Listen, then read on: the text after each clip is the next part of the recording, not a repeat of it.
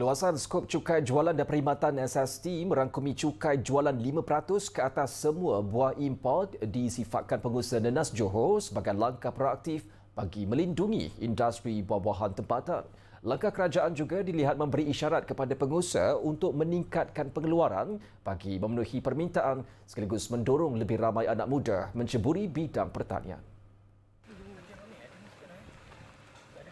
Pengusaha nenas Muhammad Anal Talha berkata, langkah itu akan mendorong peralihan serta lonjakan permintaan buah-buahan tempatan termasuk nenas, khususnya bagi variety premium MD2 yang banyak diusahakan secara komersial.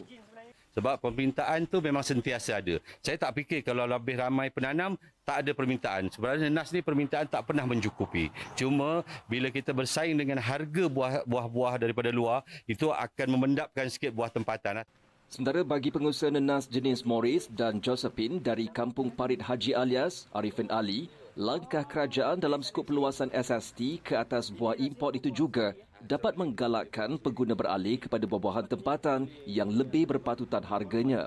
Inisiatif itu juga mampu meletakkan hasil tempatan pada kedudukan yang lebih kompetitif dari segi harga sekaligus memberi manfaat kepada golongan petani dan peladang.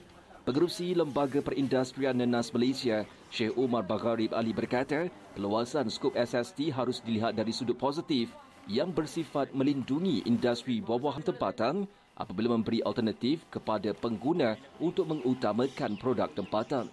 Data RMK ke-11, data RMK ke-11 telah menetapkan telah mensasarkan RMK 11 mensasarkan satu orang pekebun nenas boleh mendapat pendapatan sehingga RM5,000.